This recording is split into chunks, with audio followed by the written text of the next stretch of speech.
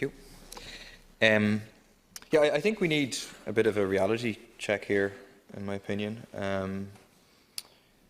You have 9 people sentenced to between 9 and 13 years of prison in a European, supposedly democratic country for the crime of sedition, for organising a democratic vote for people to express their will on the question of independence of Catalonia.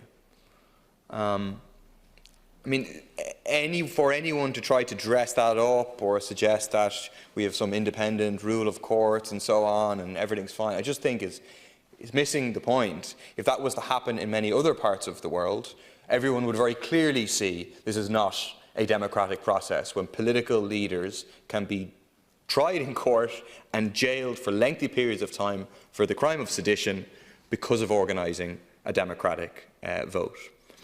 I also think, contrary to the last speaker, let's not whitewash the role of PSOE and Sanchez. It's Sanchez's government that is sending thousands of extra troops to Catalonia at the moment. It's Sanchez himself who is coordinating a media campaign to condemn those who are peacefully protesting as being violent, whereas the troops and police officers that he has sent are the ones being violent against those peaceful protesters.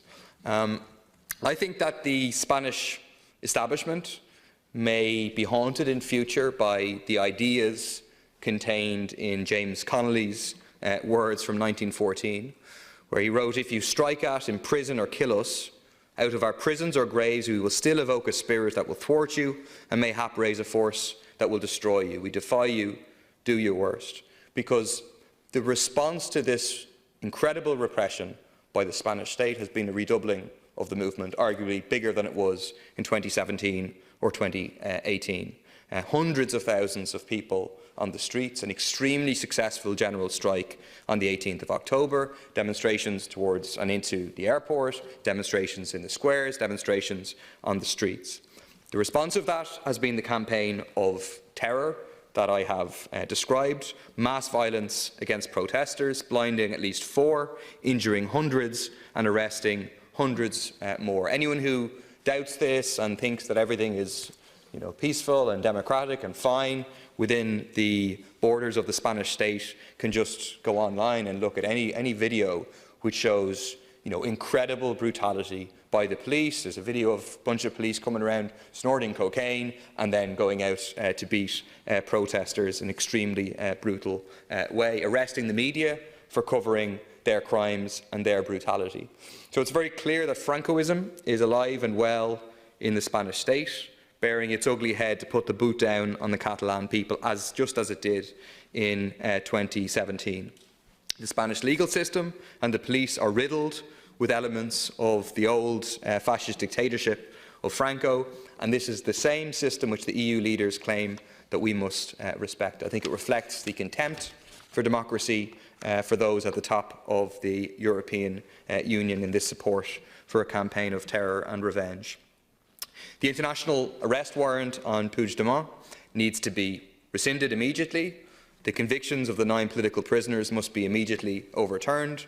The repression must be ended, and Catalonia's right to self-determination should be respected.